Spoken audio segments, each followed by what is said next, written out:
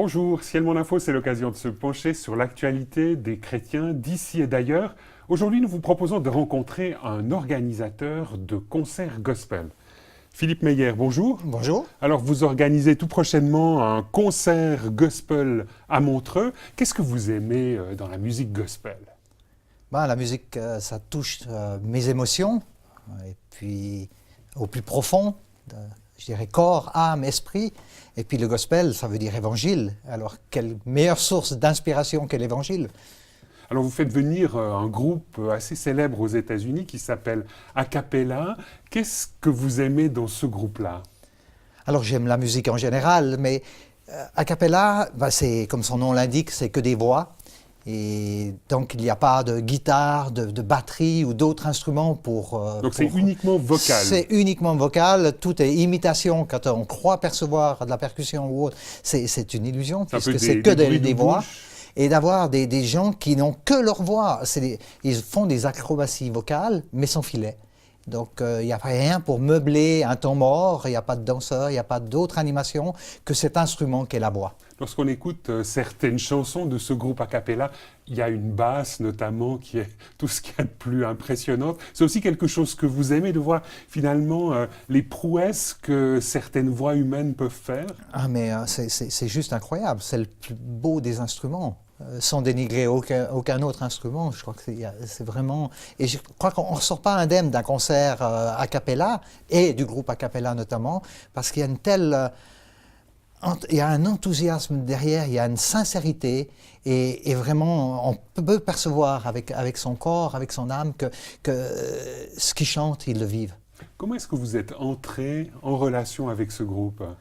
Oh, c'est une longue histoire. Pour la faire courte, en tant que tout jeune promoteur, j'aurais eu l'occasion de faire a cappella, suite à un téléphone de Hollande, mais j'ai dû dire, à mon corps défendant, j'ai dû dire non, et ça c'était peut-être une des décisions les plus dures que j'ai eu à prendre. Donc on vous a proposé d'organiser un peu, comme ça, vite fait. Voilà, à la va-vite, on m'a dit dans 15 jours a cappella. Et là, en Hollande, tu ne voudrais pas faire un concert. Et là, sur le moment, je n'ai pas pu dire oui, non. J'ai dit, écoute, laisse-moi jusqu'à lundi. Et j'ai vraiment eu la conviction que ce serait un succès. Mais en même temps, le Seigneur me disait clairement, c'est un prix à payer qui va être très lourd. Et là, la mort dans l'âme, j'ai téléphoné en Hollande. Le lundi après-midi, j'ai fait retarder le plus tard possible ce téléphone pour dire non, écoute, je suis désolé, mais je ne peux pas. Et le train est repassé. Et là, c'est revenu une année et demie plus tard, mais vraiment alors sur un plateau dans des conditions optimales. Et on m'a dit, voilà, est-ce que on sait que tu voudrais faire a cappella? Là, ils viennent pour le Sephora Festival à Valence. Il y aura un concert à Paris. Est-ce que tu ferais un concert en Suisse? C'est la première en Suisse. Et là, j'étais bien sûr enthousiaste. Et un tel enthousiasme qu'on a fabriqué une affiche. Qu'on a concocté comme ça, qu'on a mis devant au magasin. On a fait du bouche à oreille, des fax, parce qu'à l'époque, il n'y avait pas d'email, de WhatsApp. Donc ça, c'était à la fin des années 80, c'est ça? C'était en 83, 83. La première fois. Et donc, on a fait un concert qui était sold out, complet. Je suis même monté sur scène complètement aphone, parce qu'à force de dire non au téléphone, c'était juste incroyable. On a refusé des centaines de personnes, pas fait d'affiches, pas fait de flyers. Donc, première organisation en 83 de ce concert, un succès, et vous avez gardé les relations avec ce groupe. Alors, il y a eu un tel succès que moi, sur scène, en l'annonçant, heureusement avec un micro, parce que j'avais plus de voix, j'ai dit ils reviendront l'année prochaine. Et puis, on a rejoint le groupe à Valence, après au festival Sephora. Et après, il se trouvait que nos femmes ont lié d'amitié, puisque le groupe se déplace toujours avec leurs femmes. Et les femmes ont lié amitié. Ils avaient 4 jours à attendre avant de partir sur la Hollande. Et nous ont demandé si on pouvait leur servir de guide, et puis surtout d'interprète, parce que comme bons Américains, ils ne parlent que l'anglais, que l'américain. Et puis là, vous avez tissé des liens forts avec eux. Et on a tissé des liens, vraiment. Et là, c'est là où ils m'ont dit, Philippe, on sait que tu voudrais nous faire revenir, mais un concert, ça ne va pas. Donc, il faut vraiment que tu nous proposes. Et l'année d'après, on a fait une tournée avec 8 concerts. On est allé à Paris, on est allé en Allemagne, en Suisse allemande. C'était le pied dans l'engrenage et on est devenu organisateur de tournées. Alors, pour nous permettre un peu de goûter à cette musique assez particulière d'a cappella, je vous propose un extrait maintenant. Well, I feel good Good, good, well I feel good, oh yes my Lord, because there's something about the Spirit of Jesus that makes me feel good, good, good, good. Well I can love, love, love, well I can love, oh yes my Lord, because there's something about the Spirit of Jesus that makes me love good, good, good. Yeah, yeah. Well I've got joy, joy, joy. Well I've got joy down in my soul, because there's something about the Spirit of Jesus that gives me such joy, joy, joy, joy. Well I can sing, sing, sing. Well I can sing, oh yes my Lord, because there's something about the Spirit of Jesus that makes me sing good, good, good, good. Well I can serve, serve, well I can serve, oh yes my Lord, because there's something about the Spirit of Jesus that makes me serve good, good, good. Wait a minute. Do you feel good? Good, good, so good. Well, if you feel good, then clap your hand, because there's something about the Spirit of Jesus that makes me feel good, good, good. Yeah, yeah, I feel good, good, so good. Well, I feel good, oh yes, my Lord, because it's all about something about the sweet Spirit of my Jesus that makes me feel good, good, good. Alors Philippe Meyer, non seulement vous organisez des concerts avec un groupe comme A Cappella, mais vous organisez aussi d'autres concerts de gospel, et notamment avec un fameux groupe norvégien. Oui, alors Oslo Gospel Choir, à mon avis, la meilleure chorale européenne. Mais vous devez bien imaginer que faire venir une chorale, ça demande une infrastructure. C'est 25... Ils viennent à combien? 25? C'est 22, 25 personnes, donc c'est 25 billets d'avion, c'est 25 chambres d'hôtel. Ça demande donc une infrastructure assez lourde. Alors on rêve naturellement, je continue à rêver d'une chorale américaine, mais c'est quand même des coûts qui deviennent... en dehors, qui est trop exorbitant, c'est trop gros pour nous, pour l'instant du moins. Et ce qui est intéressant, c'est que quasi à chaque fois, vous faites venir ces groupes dans le cadre de Montreux, au Stravinsky, comme on dit. Voilà, oui, donc on a cette chance, ce privilège de pouvoir produire ces groupes à Montreux, et on est très reconnaissants. Alors, la musique chrétienne, cette musique gospel, a joué un rôle important dans votre parcours de foi, lequel? Alors déjà, dans mon apprentissage, je n'étais pas du tout chrétien. Mon patron disait, il a la musique dans la tête. Et tout d'un coup, de découvrir une musique qui me rejoignait dans mon être entier, de découvrir cette musique chrétienne qui était loin d'être ennuyeuse ou insipide, mais au contraire qui était variée, branchée et actuelle. Donc non seulement la découverte musique gospel fabuleuse. Comme A Cappella, mais il y en avait d'autres, la musique rock, il y a du rock, du jazz, du blues, vraiment tout style de musique, du reggae. Donc j'ai découvert des groupes et franchement ça me parlait avec une dimension de proclamation. C'était il y a un message derrière la musique et il peut être positif ou négatif. Et d'avoir un message positif, ça a une influence. La musique n'est pas neutre. Vous le disiez tout à l'heure, vous n'êtes pas issu d'un milieu chrétien et vous avez eu besoin, finalement, pour exprimer votre foi, pour la vivre, non pas de goûter à Jean-Sébastien Bach pour faire un peu cliché, mais vraiment de goûter à une musique contemporaine où la foi chrétienne se dit dans la musique d'aujourd'hui. Oui, j'ai toujours entendu parler dès mon enfance de la Bible, mais pour moi c'était un livre poussiéreux, ennuyeux.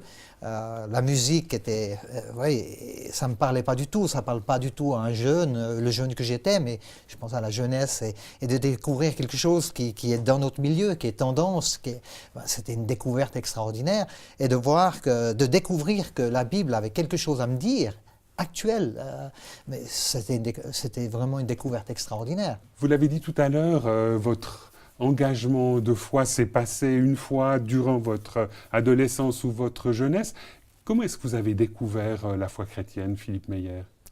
Moi, je suis arrivé dans mon gouffre et j'ai tout d'un coup eu ce cri de désespoir à Dieu. Si tu existes, c'est le moment de te révéler parce que moi, j'en peux plus. Donc vous étiez dans une crise de vie, une crise existentielle, et puis là, vous avez crié à Dieu. J'ai touché plein de choses et qui ne sont pas forcément recommandées ou recommandables. Et puis à un certain moment, on voit que c'est artificiel et que ces libertés sont illusoires et que c'est un non-sens. Et donc là, j'étais arrivé au fond de mon gouffre à moi. Et là, franchement, j'étais désespéré. Et j'ai dit, mais j'avais vu des chrétiens vraiment vivants et qui vivaient une relation extraordinaire avec Dieu. Et j'ai dit, si ce Dieu-là, il existe, je veux le découvrir. Et vous avez eu une réponse à votre prière. Et là, j'ai rencontré un jeune qui allait devenir prêtre et qui m'a offert sa Bible. Et j'ai découvert la Bible avant la musique chrétienne. Et tout d'un coup, j'ai réalisé que ce livre, il avait quelque chose à me dire. Et ça, c'était déjà une réponse, un premier pas. Et après, j'ai découvert la musique chrétienne qui me rejoignait dans mon univers, dans mon être tout entier. Alors aujourd'hui, lorsque vous regardez un peu le parcours qui a été le vôtre d'organisateur de concerts ou d'organisateur d'événements, vous en avez organisé plus de 300. Est-ce que c'est important pour les églises en Suisse romande d'avoir des gens comme vous qui consacrent leur quotidien à l'organisation d'événements ? Alors je ne sais pas au niveau de l'Église, mais je crois que le monde nous prouve que l'événementiel est important. Quand on voit comme tout ce qui est investi au niveau temps, au niveau argent, au niveau publicité, c'est juste incroyable de voir. Un exemple qui me vient en tête, on a tous aujourd'hui des agendas surchargés avec tellement d'activités, tellement de possibilités. Et pour un organisateur de concert, plus on approche de Noël et plus l'agenda est surchargé, plus les gens sont occupés et débordés, mais plus ils vont au spectacle, plus ils vont au théâtre, plus ils vont voir des conférences ou des expositions. Et c'est paradoxal. Donc là, à l'occasion de Noël, finalement, c'est un temps fort pour vous, parce que d'une part, vous organisez 1 ou 2 concerts gospel, mais en même temps, vous organisez aussi des expositions avec des crèches de Noël. Ça, c'est un peu récent comme démarche. Alors, donc on a une librairie chrétienne et donc ça, c'est une librairie qui s'appelle La Clé de Sol à Vevey. Voilà. Le but, c'est de présenter l'Évangile d'une manière actuelle et moderne. Mais on a trouvé aussi, une de nos passions, c'est les crèches, c'est les nativités, et de pouvoir exposer gratuitement 150 pièces venant des 4 coins du monde dans des formats. On a une pièce qui fait 450 kilos et qui fait 1,80 m, donc c'est une pièce gigantesque qui a été faite à la tronçonneuse, ou de présenter une pièce de 300 grammes, c'est super. Et ça, dans des matériaux totalement différents et dans des cultures dont on n'imagine même pas que ces gens aient pu être touchés par le message de l'Évangile. Oui. Et ça montre vraiment l'universalité de ce message. Et puis c'est important pour nous de rappeler, mais qu'est-ce qu'on fête à Noël? Parce que les gens gentiment l'occultent. Philippe Meyer, vous êtes dans l'organisation d'événements, vous gérez aussi en même temps une librairie, vous avez une vie à 200 à l'heure. Il y a de ça quelques années, vous êtes passé par un burn-out. Alors oui, certainement que le stress avec les activités ont joué un rôle, mais c'est surtout... il y a 3 ans, on a découvert un cancer chez ma femme qui était conséquent. Et elle a dû se faire opérer, mais avec très peu de chances de survie. On mariait notre premier fils 8 jours après la première opération. Nos 4 enfants quittaient la maison dans les 2 mois qui suivaient. Nous-mêmes, on déménageait on quittait le canton de Vaud pour partir sur le Valais.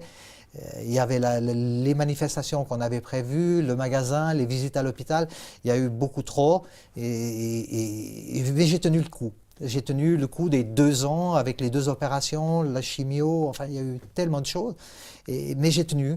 Et quand ma femme est ressortie de clinique après 2 ans, et j'avais une nouvelle femme avec une envie de vivre extraordinaire et totalement guérie. Et là, on s'est retrouvés dans un cadre idyllique au bord de la mer pour fêter nos 30 ans de mariage. Et à la fin du repas, pour le dessert, ma femme me regarde vraiment droit dans les yeux. Elle me dit, mais Philippe, comment va ton âme? Et là, le petit... C'était un peu la question qui, quelque part, vous a mis par terre. Alors, ça, le dernier fil qui me tenait encore debout, et là, était cassé parce que j'ai pas pu parler tout de suite, et c'était vraiment une prise de conscience que mon âme, elle allait vraiment pas bien, et que je n'en allais vraiment pas bien, et que j'étais au bout, physiquement, psychiquement, spirituellement. Et là, pendant plusieurs mois, vous avez connu une sorte de dépression, de déprime, de burn-out. Alors, j'ai connu un burn-out, et puis je me suis retrouvé dans la même clinique que mon épouse. Et comment est-ce que vous avez fait pour vous remettre en route, pour vous remettre en selle? Alors, il y a l'espérance qui est en Jésus-Christ, mais on avait organisé un concert de Michael Card 5 ans auparavant, et j'avais été très touché par un chant de Michael, et puis on avait négocié les droits pour un livre, Sacred Sorrow, qui s'appelle Douleur sacrée. Ça ne veut pas dire grand-chose en français, mais on était très touchés. Donc on a fait traduire ce livre, mais ce manuscrit est resté 3 ans sur ma table de nuit, et j'avais plus de conviction de faire quelque chose avec ça. Et par chance, incroyable, j'ai pris ce manuscrit en partant à la clinique, et je l'ai lu 2 fois. Et quand ma femme est venue me trouver 4 jours après mon entrée, je l'avais déjà lu 2 fois ce manuscrit, et j'ai dit, mais ça, il faut le publier, il faut le dire. Le livre est ici. Alors, le livre est là, il s'appelle... C'est L'espérance au cœur de la souffrance. Voilà. Et qu'est-ce qui vous a apporté concrètement ce livre ou sa lecture? Alors, je crois que Dieu n'écarte pas la souffrance. Et là, l'auteur se réfère à Job, se réfère à David, se réfère à Jérémie. Toute une série de personnages bibliques. Voilà. Si on prend les psaumes, tous les psaumes, à l'exception d'un, c'est des lamentations. Et ils commencent tous par se lamenter. Mais que ce soit David, Salomon ou les auteurs, tous, tout d'un coup, se tournent et élèvent Dieu. Job vit des choses incroyables, mais il crie à Dieu. Et c'est aussi ce que vous avez vécu dans le cadre de votre burn-out. Vous avez eu la force, l'énergie intérieure de vous adresser à Dieu, et quelque chose a changé? Alors, quelque chose m'a le plus interpellé, c'est Jésus qui rencontre Marthe et Marie, et on lui annonce que Lazare est mort. Et quelle est la première réaction de Jésus? Il pleure. Pourtant, Jésus, lui, il sait ce qui va se passer. Et que fait Jésus? Il pleure. Et je crois que quand on comprend ça, mais il y a un message extraordinaire, il y a une force là derrière de dire on peut pleurer, on peut se lamenter, on peut dire à Dieu ce qu'on vit. Dieu n'écarte pas cette souffrance, mais Dieu nous accompagne dans cette souffrance. Et c'est ce que vous avez réalisé au travers de votre séjour dans cette clinique? Notamment, mais c'est clair que un burn-out, j'ai été guéri, j'ai recommencé à travailler, mais il y a des hauts et des bas, la vie elle est faite ainsi. Et un dimanche matin, on se trouvait à la maison, et puis après le déjeuner, on allait partir pour le culte, et j'ai dit à ma femme et ma fille qui étaient en visite, non, moi je vais me reposer à l'étage, non, je me sens pas, je peux pas. Et là, donc, je suis monté à l'étage, je suis resté une demi-heure allongé, puis je me suis mis à l'écran et j'ai tapé un texte de 2 pages, et puis je suis redescendu, et là, je découvre que ma femme et ma fille étaient là, en train de prier. Et je leur dis, mais vous n'êtes pas allés au culte? Et ils me disent, non, on prie pour toi. On prie pour que tu retrouves l'espérance. Et on prie pour que tu retrouves des rêves, des visions, que le Seigneur te parle. Et là, je suis vite remonté à l'étage, j'ai pris les 2 pages et j'ai dit, voilà ce que je viens de vivre, j'ai fait un rêve.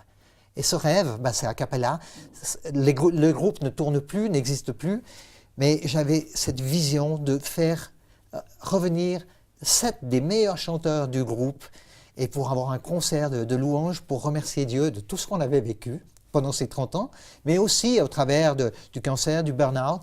Il faut dire, mais merci Seigneur pour qui tu es, ce que tu fais dans nos vies. Et donc j'avais cette vision, et j'ai contacté donc Montreux. Montreux m'a dit, oui, vous pouvez avoir le Stravinsky. Après quelques jours, j'ai griffonné un projet, je l'ai envoyé. On m'a dit, oui, vous pouvez avoir le Stravinsky. Oui, vous pouvez rentrer dans le cadre de la saison culturelle, ce qui est un apport logistique et financier important. Et puis j'ai contacté les chanteurs. Et ils ont été d'accord. Et les 7 chanteurs qu'on a demandé Hein, c'est pas n'importe lesquels, donc c'est des chanteurs c'est vraiment précis. les meilleurs et du c'est groupe. 7 chanteurs qui seront sur scène et ils ont accepté une chose qui est vraiment extraordinaire et c'est quand même une reconnaissance aussi pour le travail et c'est vraiment, ça m'a touché énormément, c'est qu'ils se déplacent et ils viennent en Europe juste pour une soirée, un concert. Et Alors, ce sera magnifique. Philippe Meyer, on se réjouit beaucoup de pouvoir participer à ce concert. Merci de nous avoir rejoints sur ce plateau de Ciel Mon Info. Madame, Monsieur, nous espérons que cette émission vous aura intéressé. Au revoir et à bientôt.